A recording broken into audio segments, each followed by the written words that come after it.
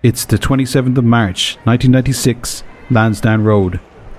A man with silvering hair sits alone in the dugout as photographers swarm in front of him. They and 30,000 Republic of Ireland fans have come to see the beginning of a new era. For 10 years, his predecessor, one Jack Charlton, had occupied that dugout. It was a golden time, but the sun had set on it. He would know he was there. He lived it. He'd been a stalwart of the Charlton era. His partnership with Kevin Moran at the back, arguably the greatest centre partnership in the history of Irish international football. And now, all eyes turned to him. Jack had retired into that sunset, but his shadow was long. Just how do you follow the man who made it all happen? A question that perhaps Mick McCarthy asked himself as he sat alone in that dugout with all those photographers. Well, we were about to find out. The Mick McCarthy era was about to begin.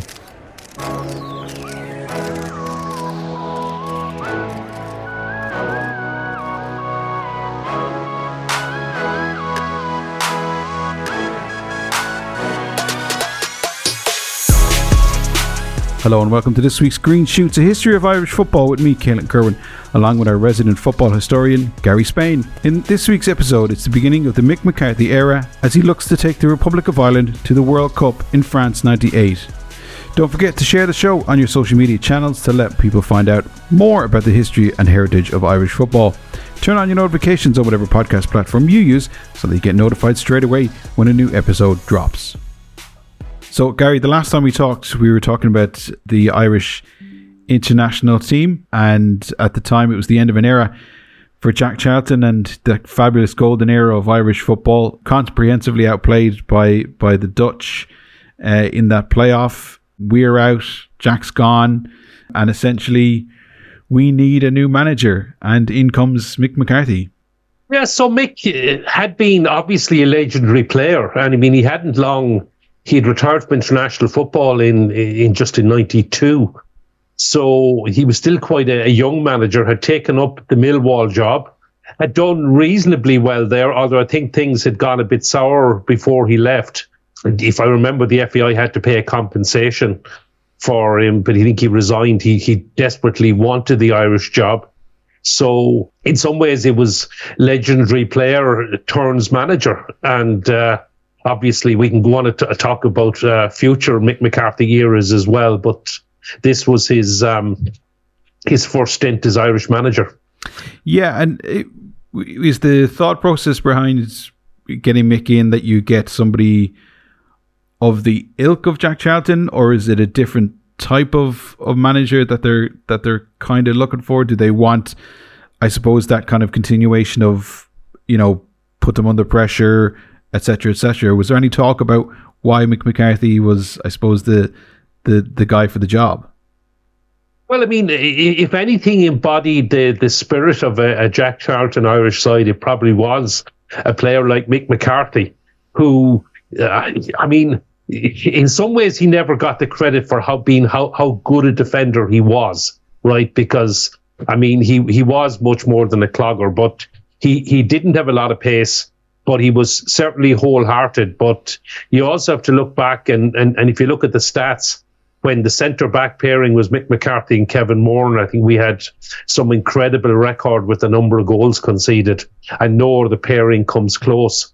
So he was a much better defender than he ever got credit for. But certainly he was a tough tackling, I was going to say a real hard-nosed Yorkshire man. Of course, he was a son of Yorkshire with an Irish father, but very much a fan's favourite as well. Obviously, it's a big transition to go from being a legendary player to being a manager. Yeah, and it's really strange that when we talk about, certainly when we've talked about Irish football on the podcast, we haven't mentioned Mick that much in terms of his prowess and his influence on the team as well. So it's interesting that you kind of point out that he was an exceptional defender, and something, because we've talked about, obviously, Paul McGrath, Ray Houghton, and all of these kind of the legendary figures that brought us legendary moments. But we tend to kind of, we don't tend to remember maybe Mick McCarthy with the same kind of, I suppose, the readiness or ease of remembrance. Yeah, I mean, it's probably, maybe we should have talked about him more. I mean, he was Jack's captain. He was Jack's leader, and he was very much a leader on the pitch and a huge influence as well. I suppose you go back to the old joke that I remember before Euro 88, people were worried that Gary Lineker was much faster than Mick McCarthy, and well, the joke at the time was, how fast can he limp? You know, so it's different times. He was an exceptional defender. Now, I think having Paul McGrath in front of the back four was a masterstroke by Jack, because it did prevent a lot of the balls, etc., getting through to the strikers, and it did make the job of Kevin Moran and Mick McCarthy that bit easier. But having said that, he was Jack's man on the pitch. I'm sure Jack saw a lot of himself in Mick as a defender. Jack was a centre half as well.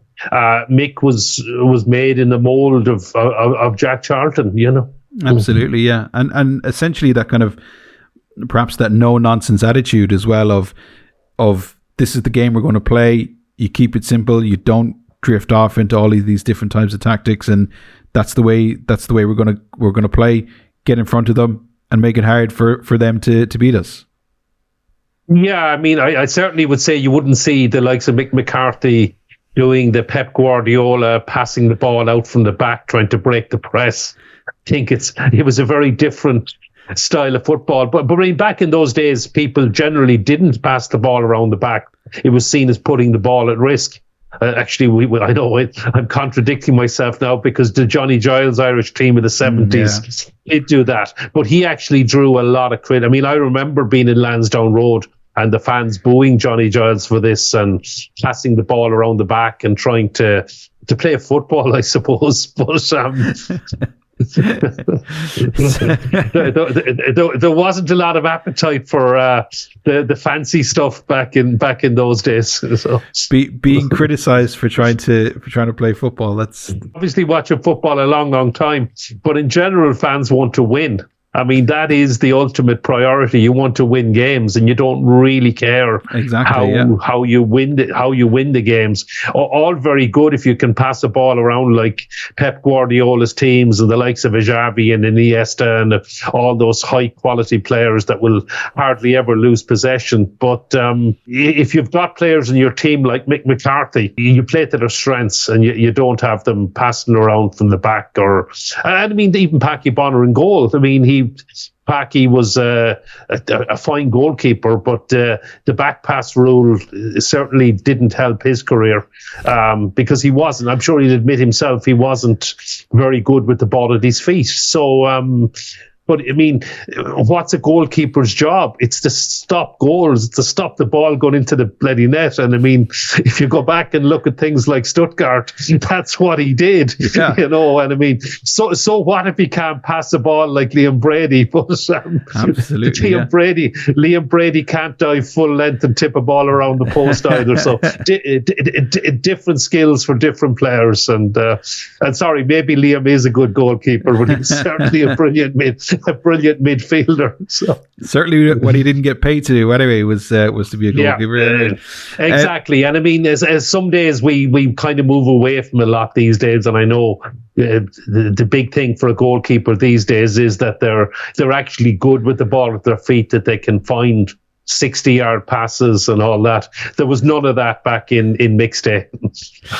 So we start off the Mick McCarthy era with quite a number of friendlies before we get to the 1998 World Cup qualifying campaign. We start off with Russia in Dublin. How does this kind of first match under the Mick McCarthy era go? It doesn't go very well. I mean, this was one. If you remember, we talked about the famous England friendly a year earlier. As a compensation, the FAI, if I remember, the tickets were really cheap. I think they were something like £10, which was very cheap for the time. And I think we got a free video, or I think it was actually a video or a DVD. Probably it was a video in those days, a VHS it would be tape.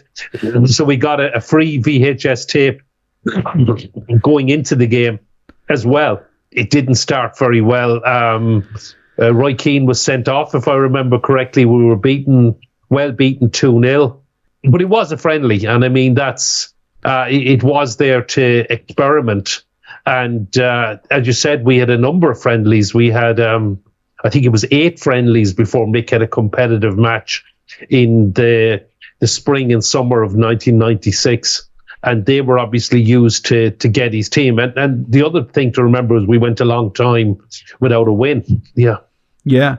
And that old friend of ours, the US Cup, as well, comes along in June 1996 as well. So those, I suppose, essentially friendlies anyway as well, aren't they? Yeah, I mean, sorry, yeah, I mean, okay, I think we would typically class the US Cup as being friendlies. I don't know if anyone takes it that seriously or considered it to be a competitive match, but I mean, we had a run of games. We went to Prague in April 96, beaten 2-0. We then hosted a couple of quality sides actually heading to the Euros, with the Euros just across the water in England.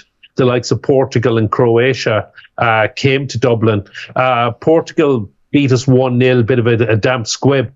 But the Croatia game was really good. It was a 2-2 draw. We came from behind twice. Niall Quinn with a very late equaliser. Keith O'Neill had one of the young players, Mick was blooding actually, was Keith O'Neill. And he looked, unfortunately, his career was cut short by injury, but he looked a real talent at the time. And he had scored the first equaliser for Davor Suker, had put Croatia ahead. But that was kind of a big game with good atmosphere. And that game kind of did give a bit of hope. But at that stage, it was 4 games without a win. So it wasn't... and of course, next up was a trip to Rotterdam to face the Dutch. So it didn't get any easier.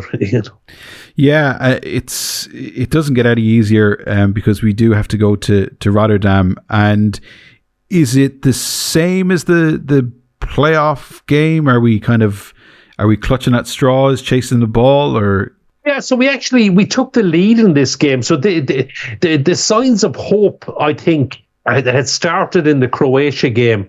And they continued into this. I mean, Gary Breen put us ahead. Dennis Bergkamp equalised, but it was only in the last 15 minutes the Dutch pulled away. Now, it was a friendly, it was experimental, but it was kind of the first signs that maybe things are starting to come right, and there was a lot more hope going forward for the World Cup qualifying campaign.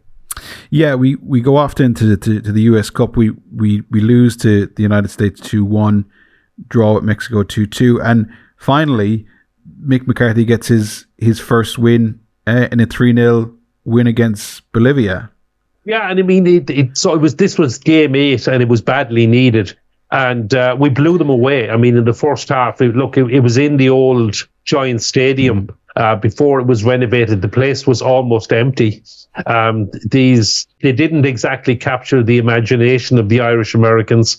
But we blew them away in the first half. That man, Keith O'Neill, was brilliant. He scored 2 goals. And Ian Hart chipped in with a goal as well. We were 3-0 up at half-time. And I mean, Bolivia, there was South American opposition. So it was considered to be a really impressive win. And it was good for Mick to finally get a win before the start of the World Cup qualifying campaign. So there was a bit of hope. He brought in some young players, a bit of hope for the future. And it had already become very much Mick McCarthy's side. What was do we know kind of in that period, because it's kind of around that Bolivia game that things kind of start to swing for us. But in that period, was there people kind of wondering kind of, what have we done here? You know, we're not winning any games. I know they're friendlies, etc., and they're set up to kind of mix and match. But was there any concern that, you know, we had gone from, you know, this kind of period with Jack Charlton to all of a sudden this guy's got big shoes to fill and it's maybe not quite there?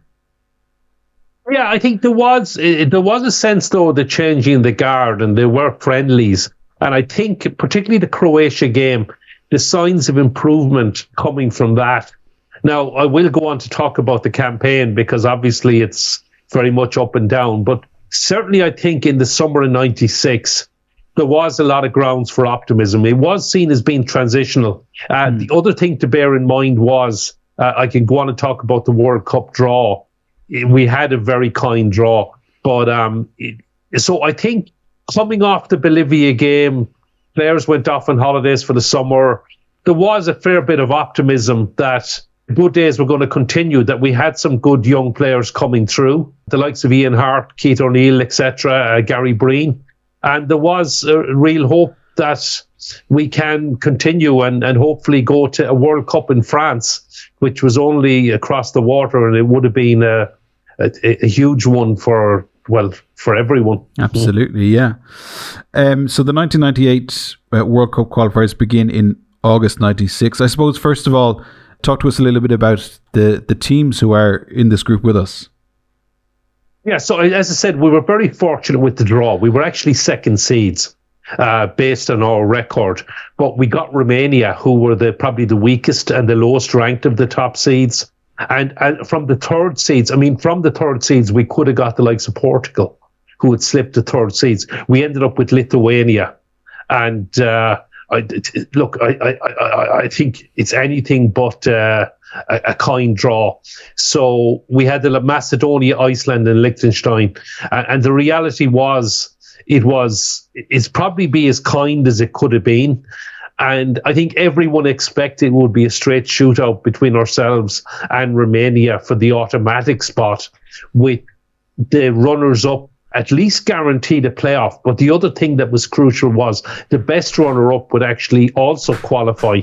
And with the group as it was, I mean, in reality, we would have been expected to get at least we would have been expecting to go to Lithuania, to go to Macedonia, to go to Iceland and win. And really, the two games against Romania, if anyone was looking at the groups before the World Cup, they'd probably say our group would have been a standout one to produce the best runner-up. Obviously, it wasn't how it panned out. And it was expected to be a straight shootout between ourselves and Romania, which also wasn't how it panned out. But looking at the draw, it was certainly one of the most favourable draws we've ever had for a tournament. And a lot of people expected that even though we were in a little bit of transition, that we could go and win the group.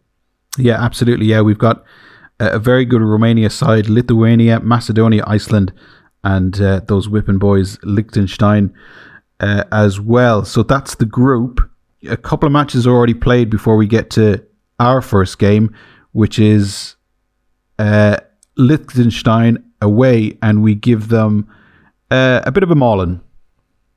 Yeah, now, to put this in context, you may remember the last one we talked about Liechtenstein away in 1995, the famous scoreless draw when we did everything but score. So there was a small bit of nervousness having Liechtenstein first up. And you said there had been a couple of games played in the group. Macedonia had beaten Liechtenstein 3-0. Iceland had drawn 1-1 at home to Macedonia. They weren't seen as being that important. Romania were up against Lithuania later that night, but we went to Eschen. A small bit of concern given the previous 0-0 draw, but we absolutely blew them away. We were 4 up in 20 minutes. Andy Townsend, Keith O'Neill, Niall Quinn, Ian Hart. We just started in the front foot, and this time the goals went in. And certainly the foot was taken off the gas after 20 minutes. Niall Quinn popped one in the second half, but it was a total formality. The only other thing I remember of that game is standing around. Everyone was standing on grass banks, from what I can remember. So much for the all-seater. I could be wrong on that, but that's my memory. But hey, look, you know the Markets Field pretty well. You know those grassy banks. They're still there. They haven't gone away. Yeah. Old school stadiums. But so there's this kind of, you mentioned kind of like the apprehension of, because of the 0-0 draw before, the results, friendlies as they may have been before the campaign, weren't particularly good. They weren't good for Mick McCarthy, etc. Does this kind of like maybe release the pressure valve a little bit that okay, maybe we are going to be fine in this group? I think it does. I mean, but to still put it in context, it still was only Liechtenstein. We weren't going to be playing Romania till later in the campaign, but this was seen as at least a good start. But certainly blowing them away 5-0 was, it does take a lot of the pressure off. And next up was Macedonia at home, which was seen as being a bit tougher and maybe more of an indicator. Yeah, that's interesting. Because it was a great scoreline for us, but how did we play? Was it an indication of how well we played? Yeah, no, we did. I mean, my memory of the game is we did blow them away. We did play really well, and this had become then 3 wins in a row if you go back to the Bolivia game, and 3 hammerings. So we'd won 3-0 in New York, New Jersey, whatever. We had beaten Liechtenstein 5-0, and we blew Macedonia away. Tony Cascarino for this campaign, remember, had a lease of life. He'd gone to France after the 94 World Cup, and he had revitalised his career with Marseille. I think he might have been at Nancy at this stage, but he scored a couple of goals. We played really well. We scored early through Jason McAteer. But we blew Macedonia away. It was 3-0. It was comprehensive. I mean, Romania were doing their business. They won 4-0 in Reykjavik as well. So they were winning all their games. We were winning. That was 2 wins, 2 competitive wins, 3 wins in a row. In October 96, it's very, very much looked like it was going to be ourselves and Romania at the top of the table. Lithuania had a kind of a nervous win over Liechtenstein as well. They only beat them 2-1. But in reality, at that stage, nobody was thinking about Lithuania, Macedonia as being any sort of a threat. It was ourselves and Romania. Yeah, sure, there might have been a banana skin in an away game or something like that, but we would have been expected to beat Lithuania, to beat Macedonia, to beat Liechtenstein and beat Iceland.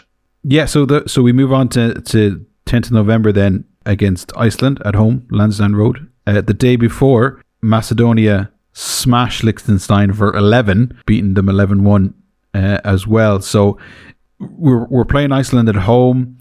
Is this potentially one of those banana skin results that comes back to haunt us? Well, nobody saw it as a banana skin. It was Iceland at home. They'd been hammered by Romania. It was seen very much as a formality. And they were actually missing a few players, if I remember correctly, as well. And this is where the doubt started to set in on Mick, because, one of the things, he played Roy Keane as a sweeper at home to Iceland. Look, I want to talk about other 0-0 draws. This was a shocking performance. We were absolutely awful.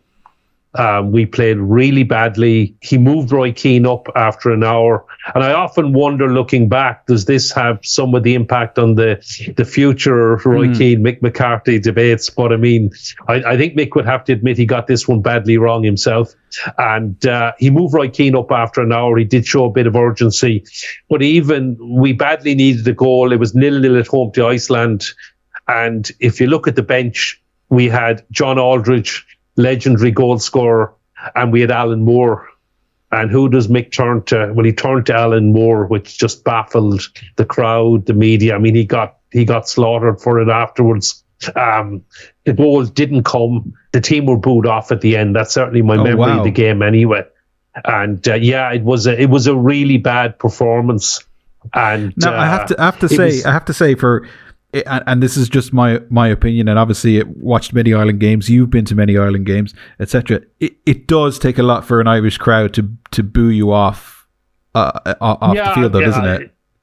Yeah, but I mean, there was I certainly wasn't booing myself, but I remember being incredibly frustrated at that game that we just never got going. I mean, we didn't even pressurize Iceland. We didn't look like scoring. And it looked like he got the tactics all wrong. Everything was wrong. It was just one of those days. It was a Sunday afternoon, if I remember it. Maybe a Saturday. It was a Sunday afternoon. It was certainly a daytime game anyway. And it was just one of those days when, it was a full house. Everything or certainly remember it as being a full house. Just everything went wrong. Unfortunately, it did prove to be a sign of things to come, and certainly that's when real doubts started to set in about Mick McCarthy's management. So the next time we play is Macedonia away on the 2nd of April, but by then Romania has racked up wins against Macedonia away, 8-0 at home to Liechtenstein, 1-0 away to Lithuania. So they're rolling in this group. They're racking up the wins everywhere. The game against Macedonia, this is the real banana skin of the group, though, isn't it? Well, yeah. So look, this is the legendary. We don't have happy memories about Macedonia in the 1990s, but this is the legendary. I mean, the players had to wear, the worst player in training had to wear a bib that said, "I had a Macedonia." And they're actually talking about this game, not the 1999 one. Look, and it all started so well. Alan McLaughlin put us ahead early on in the 8th minute, but it was just one of those horrible performances. Look, we went 3-1 down. We were just shocking. We were outplayed. Jason McAteer was sent off for well, I suppose it was a red card offence if you want to watch it on YouTube. Even back in the 1990s, I think it was. We'll just leave it at that. And David Kelly got a late goal back, but I mean, we were beaten 3-2, but we were comprehensively beaten. And the crucial thing about that was that it effectively, we'd now dropped 5 points and Romania were perfect. And we had effectively, to have any chance of winning the group, we now needed to beat Romania twice, which was considered unlikely. And that was real feeling that we've thrown it away. We've also thrown away probably the chances of best runner-up. And we were looking at the playoffs. I don't think anyone was considering at that point that Macedonia or Lithuania might actually finish second. That wasn't, I think, I certainly don't remember it even being in the thought process in April 97, but it was certainly a shocking result, a shocking performance, and France looked a long way away at that point. Yeah, and it doesn't get any better as well as at the end of the month of April in 1997, we have to go away to Romania, and this bad patch that we're on just keeps on rolling away to Romania. Yeah, no, I mean, the performance was certainly a lot better. I mean, we actually played well in Bucharest. We went to goal down. We came back in the second half. We got a penalty and fortunately was missed. We were probably unlucky not to get a point in Bucharest. But as you said, we did lose. It was another defeat. Albeit with heads held high, but and it did give some hope, I suppose. But it also meant that Romania had the group. The group was done and dusted. Romania were gone over the horizon. They won the group at a canter in the end. But I think that just about it finally confirmed that any hopes we had, we needed to win the game, and that win for Romania meant the group was done and dusted. Yeah, and suppose that the pressure then racks up quite a lot then on Mick McCarthy and this Irish team, considering now that essentially winning the group is gone. Is there a feeling there at the time that there's, even though we are in transition, that this period we've now, we've gone through a really bad patch in the qualifying group, that we're in a lot of trouble here and that this team is under huge pressure? Yeah, I think there was definitely the team and the manager were under huge pressure. There were certainly doubts at whether we'd gone for the right man. There were some positive signs with the good young players coming through. Let's say April, May 1997, right into the summer, was that things were not good, and it would have been a huge blow. It would have been seen as a huge blow to miss out on the World Cup. Back in those days, we were expecting to qualify for tournaments. We'd missed out in Euro 96, and certainly the feeling was we should be going to France. Then to May 1997, we've got Liechtenstein at home. we give them a bit of a thumping, and a young man by the name of David Connolly gets his hat-trick. Yeah, so not too many men have scored hat-tricks for Ireland. I think it's about 6 or something like that. David was a hugely talented young striker. He banged the hat-trick in about 15 minutes. We did blow Liechtenstein away. Tony Cascarino popped up with a couple as well. And but I mean, again, that was seen as being a bit of a formality. We were expected to win that game. So it wasn't a big a deal or anything like that, you know. You mentioned kind of bringing in young players, young faces, etc. Can you maybe tell us some of those new faces or some of those new players that might have come in? Well, I mean, we talked at that stage in '97. We talked about Keith O'Neill, who was seen as a huge talent. Unfortunately, a career cut short by injury. The likes of Ian Hart came in. Ian probably, I mean, he was a hugely influential player with Leeds and a crucial left back, and he had a wand of a left foot. Unfortunately, Mick persisted with playing him as a centre half, which wasn't really his best position. He was certainly a talented addition to the squad. The likes of David Connolly was coming in, scoring a lot of goals at that time. He earned a big move to Feyenoord in Holland as well. Gary Breen came in, famously became the star of 2002. But I mean, he was coming in as a talented centre back as well. So there was a lot of hope at the time. Obviously, we can go on in a future campaign to talk about the likes of Damien Duff and Robbie Keane, who were still to come, etc. So it was kind of a mixture. You still had your Andy Townsend, your Ray Houghtons, your Tony Cascarinos. They were still crucial members of the squad. So it was, I suppose, if looking back at it, it was a little bit in transition. I suppose we were so used to success at that point that there wasn't much patience. Yeah, absolutely. When the expectation is on, you don't have much leeway to go around and start losing 2 and 3 games in a row or draw 1, lose 2, etc.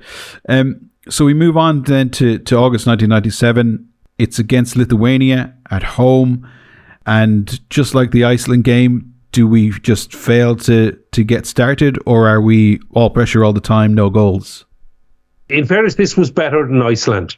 So it was a very, very disappointing result. The performance was a lot better. Particularly in the last half an hour, we did absolutely everything but score. I mean, I remember late on, Ray Houghton missed an absolute sitter and he was on the ground beating his hands into the pitch with frustration. The performance was a lot better than Iceland.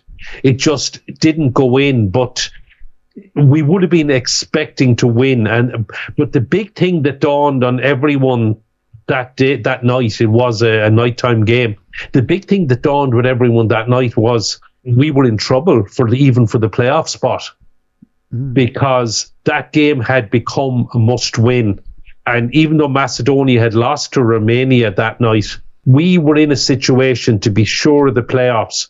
We now needed to win our last 3 games because of the way Macedonia and actually Lithuania, but in particular at the time, it was Macedonia.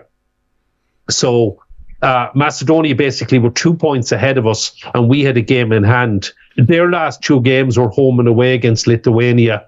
Our last 3 games were Iceland away, Lithuania away, and Lithuania we just drawn 0-0 with, and a home game against Romania, who at the time had been perfect in the group. They'd won every single match.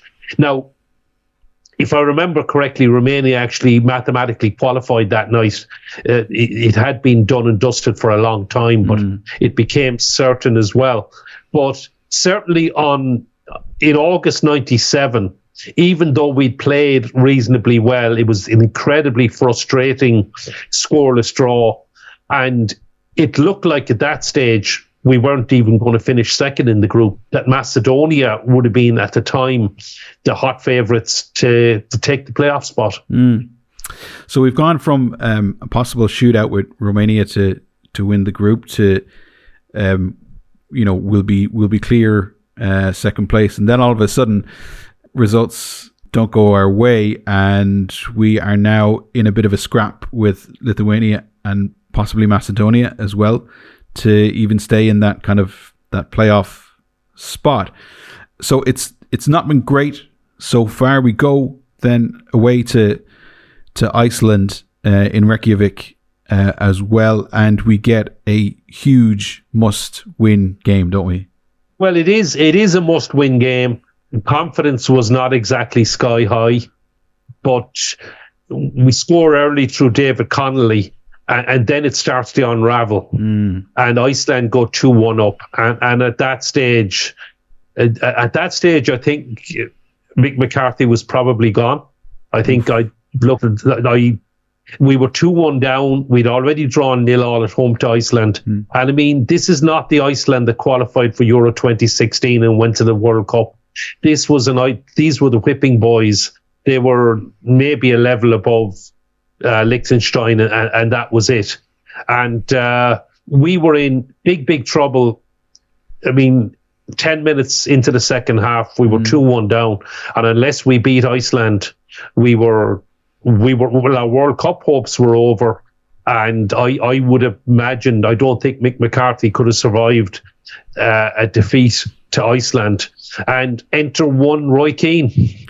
Yeah, absolutely. It's an incredible kind of. It's interesting that you say that, because I think we often kind of maybe forget about that. He's 40 minutes away, essentially, from possibly losing his job as Republic of Ireland manager, and it's the manner as well in which that happens. We go 1-0 up. They score 2 goals in 2 minutes, 3 minutes, just either side of the half. Ironically, it's Roy Keane that steps in to possibly save Mick McCarthy's job. Yeah, well, I mean, obviously there was no animosity or anything at that stage, but I mean, I think it is without question that Roy Keane, he grabbed the game by the scruff of the neck. He scored twice in 10 minutes to equalise and put us ahead. Mark Kennedy made it 4-2, and we were easy winners in the end. And now it was a big win, and it was seen as being a big win. But a lot of sweat wiped off the brow, I'd imagine. Absolutely, and it did give. And I mean, we had goal scoring issues as well. Remember the 0-0 with Lithuania, the 0-0 with Iceland. So there was seen as being issues there. So to score 4 goals away from home, it was by no means a vintage performance, but it was a win, and it was seen as being a good performance and a crucial win. And because of events that happened in Vilnius that night with Lithuania beating Macedonia, suddenly it wasn't Macedonia were our rivals for the playoff. It was actually Lithuania. The game in Vilnius the following Wednesday suddenly was, well, winner take all maybe for the playoff spot. But we went into with a lot more confidence coming out of the Iceland win. Yeah, it's a huge game, massive game, as you say.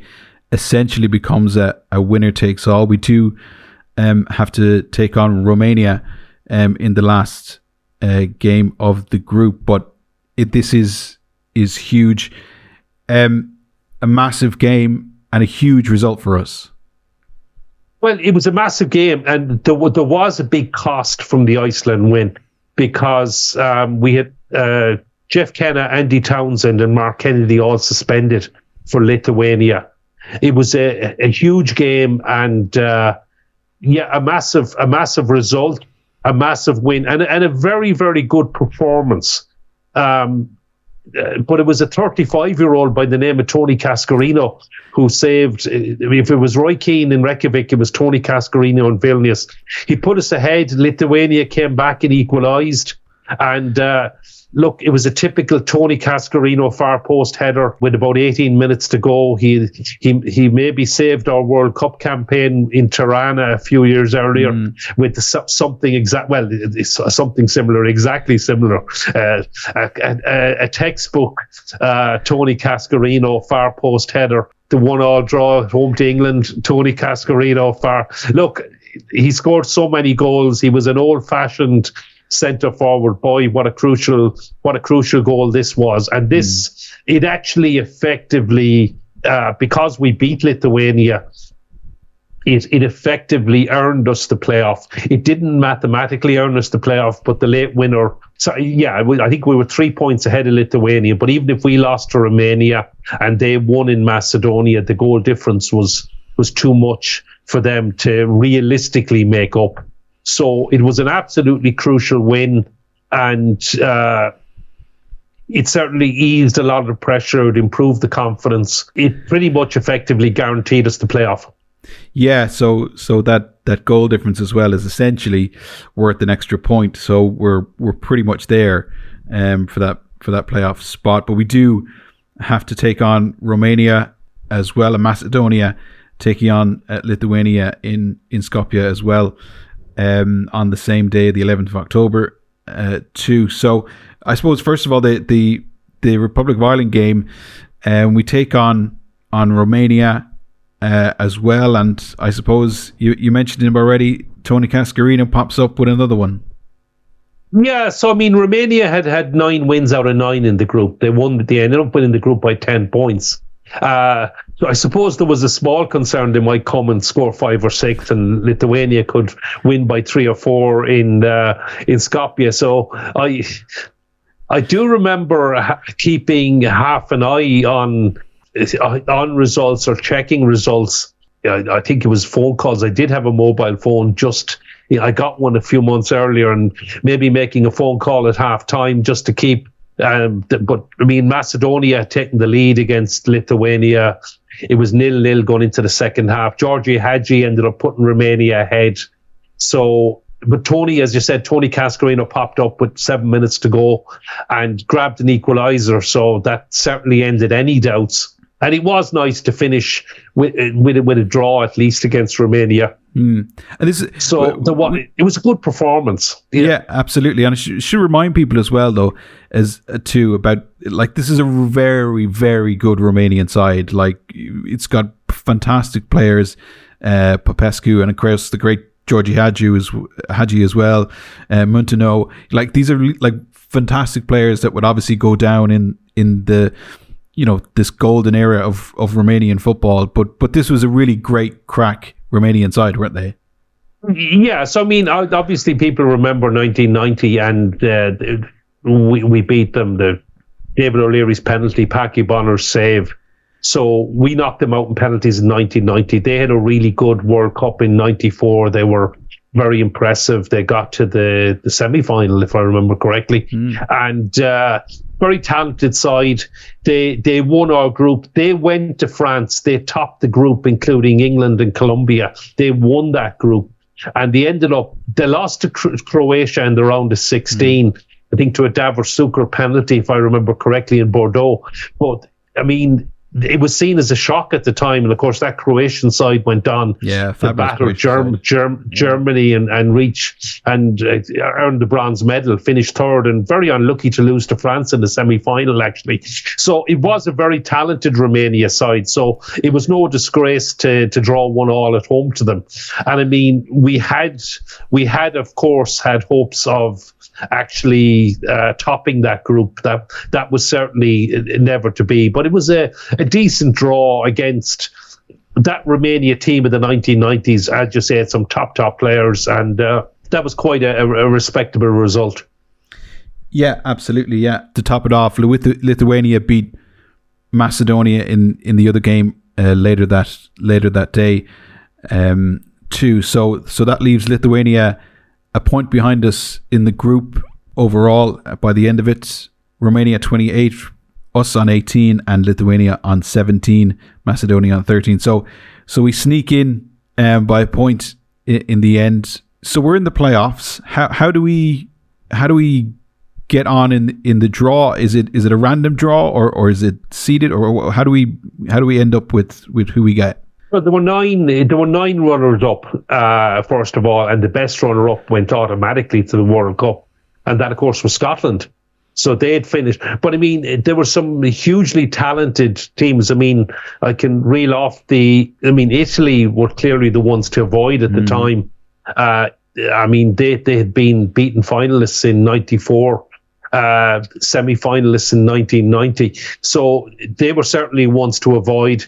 You had Belgium, Russia, Croatia, the former Yugoslavia were in there, Ukraine and Hungary.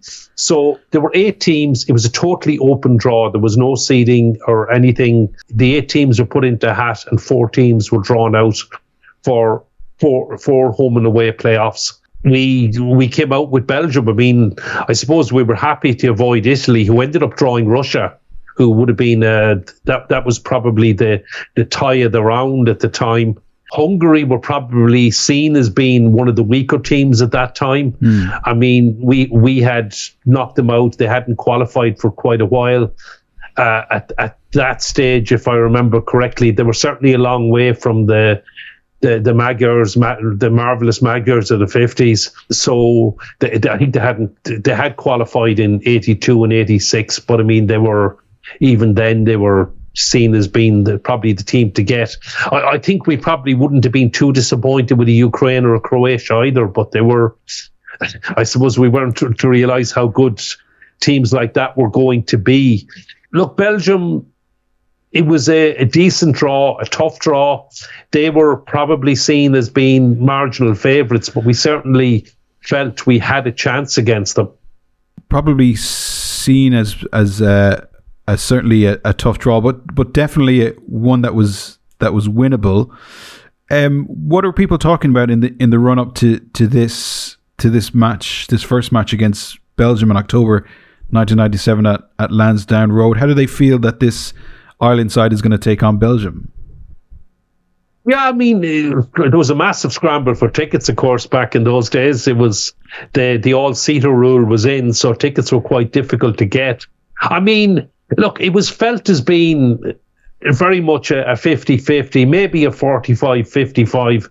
They were seen maybe as slight favourites. The fact that we had finished the campaign fairly well with the wins in Iceland and Lithuania and that draw with Romania, it had given a bit more hope that we could pull it off. So they were absolutely massive games. There was a place in the World Cup at stake. We felt we had a real chance. Yeah, absolutely. And that chance only became, I suppose, bigger once we played them. And Dennis Irwin scores after 7 minutes, which must have had the place rocking and certainly believing. Yeah, an absolute magnificent free kick. He stuck it straight to the net. My memory is into the top corner, but certainly a brilliant free kick. And that put us 1-0 up early on. And that did have the place absolutely rocking. And certainly the belief was sky high at that stage. We probably didn't carry it on. I mean, Luke Nillis equalised after about half an hour. And it probably 1-1 it was a game we could have won, a game we could have lost. And it was probably seen as a fair result. But probably a chance missed as well. Certainly the Belgians were much happier with a 1-1 draw than we were. And of course the away goals rule was in place in those days as well. So they only needed a scoreless draw to qualify for the World Cup then. Obviously made the trip to Brussels a lot tougher. And it would have been 11 years on from Jack's famous first competitive result there when we got a 2-2 draw in Jack's first competitive game. But obviously a 2-2 draw would have been enough to send us to France. But it was certainly seen as being a tough trip over 2 weeks later. I think it was 2.5 weeks between the playoffs for whatever reason.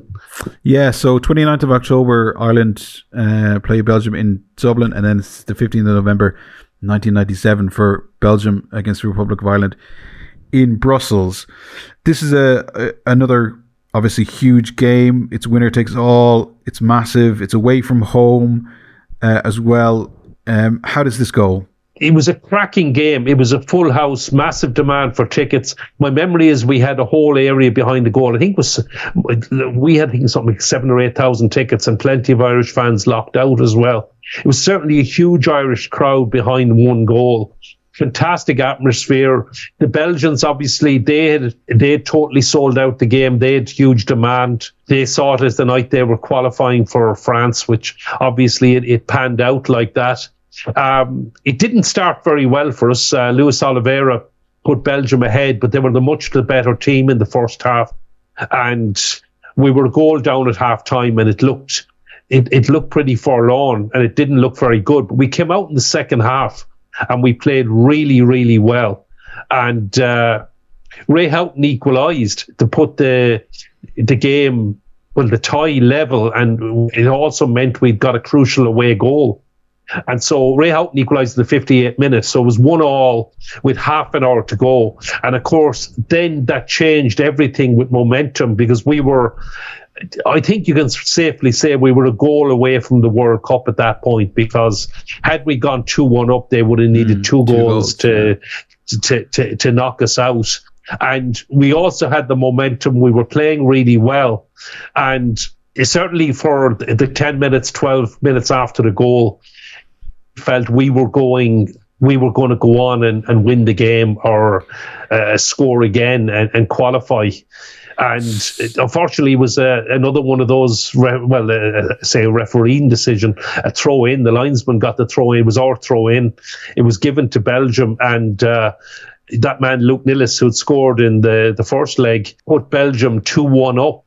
And at that stage, they were in the World Cup. But of course, we were only a goal away from levelling it up and qualifying. And we did have chances. We pounded the goal late on. The Irish team were playing into the Irish fans at that stage as well. So we were apt. I mean, everyone was roaring them on. Just wasn't enough. And the final whistle was just a real kick in the teeth, Is it fair to say that the Nillis goal, when it comes, is it a sucker punch, as in is it goes against the flow of the game that's happening? Yeah, I mean, it's certainly my memory of it. I know it's nearly many other years, 28 years on. It certainly felt like a sucker punch. It felt like it was against the run of play. I mean, at that stage, it was 1-1. It felt like, look, it could have gone to extra time, could have gone to penalties. It was right in the balance. It certainly could have gone either way. So it was a kick in the teeth. I mean, we didn't realise at the time. I certainly didn't realise the throw-in should have gone the other way. There were, let's say, protests, but it certainly was. But we still should have defended it. And that was the goal 20 minutes from time that sent Belgium to the World Cup. So yeah. Poor refereeing decisions in Brussels. Where have we heard that one? Where have we heard that one before? So desperately, I suppose, unlucky. We certainly made a fantastic goal, but where does this leave then the opinions about Mick McCarthy and this period of transition? So, I mean, considering that we've already talked about the fact that he was probably about 40 minutes away from losing his job during the campaign. So where does it leave him now? Do people kind of maybe have changed their minds a little bit because we did come so close? No, just to be clear, that's my personal opinion that he wouldn't have survived a defeat in Iceland. I don't know what the thinking would have been in the FAI or anything like that, but I think it would have been very difficult had we lost in Iceland in September 97 for him to keep his job. I think things were very different. It's a fair assessment. It's a calculated opinion, though, isn't it? You're not just kind of throwing it out there. The way things looked, it wasn't good. It wasn't good, and certainly it was the feelings at the time. There were a lot of negativity, even coming out of Lithuania and going into the Iceland game. But certainly coming out of Brussels, I mean, there was a sense of deflation, but also a sense, look, we came really close. We did really well. We have some good young players coming through. And there was a sense we can go on and qualify for Euro 2000. So certainly the pressure had been eased on Mick. I think everyone expected him to continue. Obviously, there were future good young players to come through and other things, and we'll go on in another podcast to talk about. But I think even though we didn't qualify for France, and it was the second tournament in a row we were missing out on, and the second tournament on our doorstep. So we had England for Euro 96. It would have been so easy to get to. And then with France, obviously very easy to get to as well for a World Cup. So there was a sense of we always miss out on the ones that are really easy to get to. But there was still a sense of hope as well that going forward we could qualify for Euro 2000. The likes of the David Connolly's, etc., would have a bit more experience under their belt, and but also the sense we were losing the Ray Houghtons, the Tony Cascarinos, the Andy Townsends as well. Paul McGrath, I should mention, had retired in February 97 after a friendly against Wales. His knees had given out, etc.